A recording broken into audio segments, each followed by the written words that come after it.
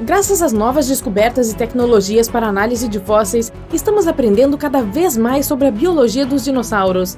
Algumas pessoas não precisam saber mais do que o fato de que alguns deles eram colossais, aterrorizantes e cruéis. Mas para aqueles que, como nós, são curiosos, o uso de biologia comparativa, análise de pigmentos e novos e poderosos raios-x nos permitiram obter informações sobre características específicas, como cores, comportamentos alimentares e a forma da língua desses carinhas. Sim, isso mesmo, o formato da língua dos dinossauros. O que por um longo período de tempo foi um mistério, pois as partes moles e carnudas dos dinossauros dificilmente foram mantidas em forma fóssil.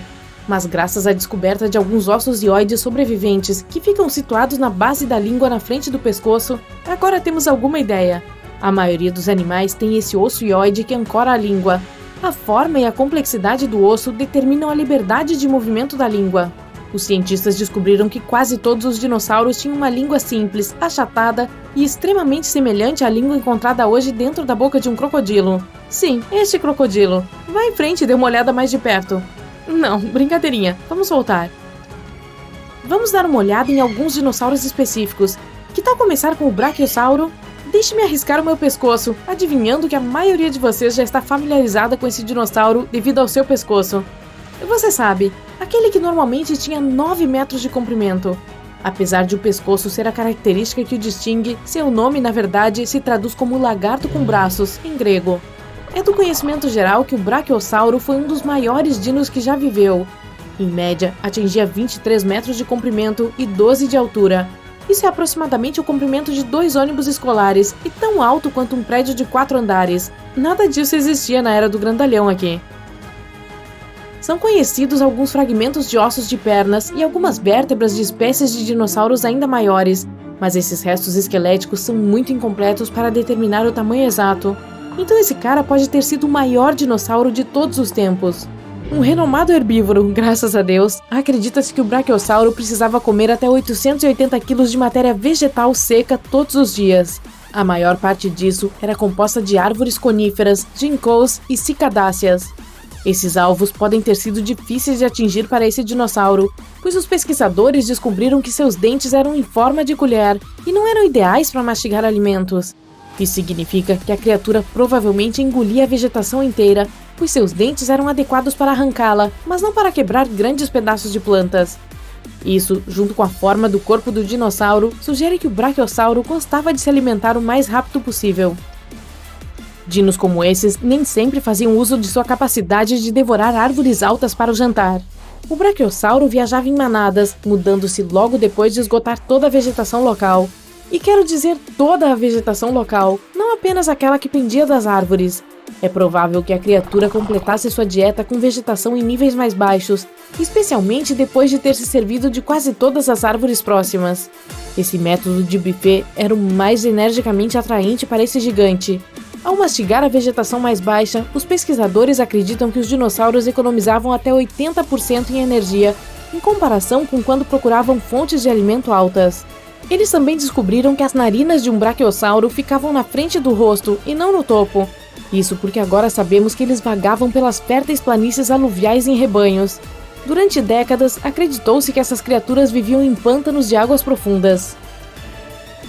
Vejamos outro equívoco comum sobre um dinossauro popular. Por favor, aplausos para o Tiranossauro Rex, que é sem dúvida o mais famoso de todos os dinossauros. Descobertas dos últimos 100 anos revelaram que os terópodes tinham uma pele fortemente emplumada. Os terópodes são a família de dinossauros a qual o Tiranossauro Rex pertence. Então, naturalmente, as pessoas começaram a pensar que a criatura também deveria ser coberta de penas. No entanto, um estudo de 2017 tirou impressões da pele do icônico dinossauro e não encontrou evidências das estruturas necessárias para suportar as penas. Se um T-Rex tivesse penas, elas seriam limitadas às suas costas. Os pesquisadores aceitam que outros grandes dinossauros da mesma família do T-Rex foram descobertos com restos de penas.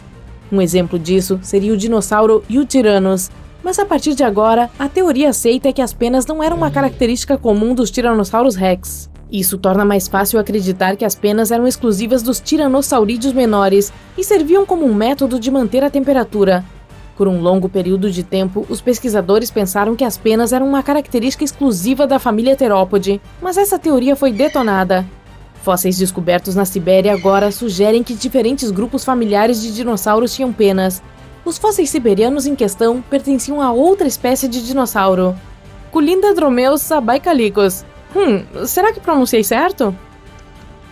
Esse dinossauro, vou chamá-lo de Culinda, tinha uma estrutura pélvica superficialmente semelhante à de um pássaro e cerca de 1,5 metro de comprimento, quase da altura de uma geladeira.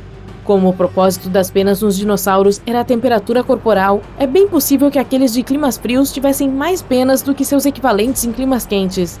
Em geral, animais maiores têm menos problemas para se refrescar, então é provável que qualquer um dos grandes dinossauros que viveram nesses climas quentes não tivesse penas. Os dinossauros menores que viviam em climas frios, pelo contrário, tinham muitas penas. Agora até entendemos como eram alguns dos desenhos e padrões dessas penas nos dinossauros, graças à descoberta de um Ornithomimus, completo com impressões de penas e pele. O nome deste dinossauro é derivado do grego e na verdade se traduz como imitação de pássaros. Eles tinham tipicamente 3,5 metros de comprimento, quase da altura de uma girafa, e apesar de serem onívoros, não tinham dentes. Suas outras características distintivas incluíam 3 dedos que eram todos do mesmo tamanho em comprimento. E apesar de terem um crânio de ossos finos, eles também tinham uma grande cavidade cerebral. Suas pernas eram extremamente longas, em particular os ossos dos pés. Combine isso com um bico desdentado e pescoço longo. E sim, deve ter sido parecido com um avestruz. Embora não sejam tão grandes quanto o brachiosauro ou os dinossauros em geral, eles são maiores do que qualquer outra ave do mundo. E não eram apenas os membros do corpo de um Ornithomimus que o faziam parecer um avestruz. Eles também tinham padrões de penas muito semelhantes. Sua cabeça, pescoço e pernas quase não tinham penas, mas o resto do seu corpo era bem coberto de plumagem felpuda. Isso é o que você chama de camada de penas de um pássaro como um todo. É possível, como um avestruz, que o dinossauro tivesse esse padrão incomum de penas para regular sua temperatura corporal. Apesar de alguns dinos possuírem penas como os pássaros, além de serem seus parentes distantes, os dinossauros não tinham o tipo de penas necessário para voar durante a maior parte de sua existência. Penas encontradas em impressões fósseis ou preservadas em âmbar permitiram aos pesquisadores entender por que as criaturas não eram muito aerodinâmicas. A estrutura dessas penas parece ser muito simples, com um eixo central mal definido e flexível. Elas serviam melhor como uma declaração de moda, pois deveriam ajudar a atrair a atenção de outros dinossauros. Essas penas também teriam a capacidade de regular a temperatura do corpo. Surpreso ao saber que os dinossauros tinham penas de avestruz? E espere até eu dizer que seus primos répteis distantes pré-históricos tinham algo que parecia pele. Permita-me apresentá-lo ao pterossauro, do grego lagarto de asas. Assim como os dinossauros, inicialmente pensava-se que eles tivessem pele escamosa ou coriácea em todo o corpo. Mas ao longo do século XX, exames de fósseis revelaram que muitas partes do corpo de um pterossauro eram peludas. A envergadura de um pterossauro podia atingir uma largura de mais de 7 metros, algo tipo um ônibus londrino. Sua mandíbula sem dentes era muito longa e lembrava de um pelicano. Como algo que se parece com um pelicano pode ser tão aterrorizante? Essas criaturas eram revestidas de picnofibras, estruturas simples, de composição semelhante a penas, mas também semelhantes a fios e felpudas como pele. Outras pesquisas sugerem que algumas partes do corpo do pterossauro tinham outros tipos mais complexos de penas com fios ramificados. Se isso for preciso, seria a primeira vez que foram encontradas penas em um animal que não era um dinossauro nem um pássaro.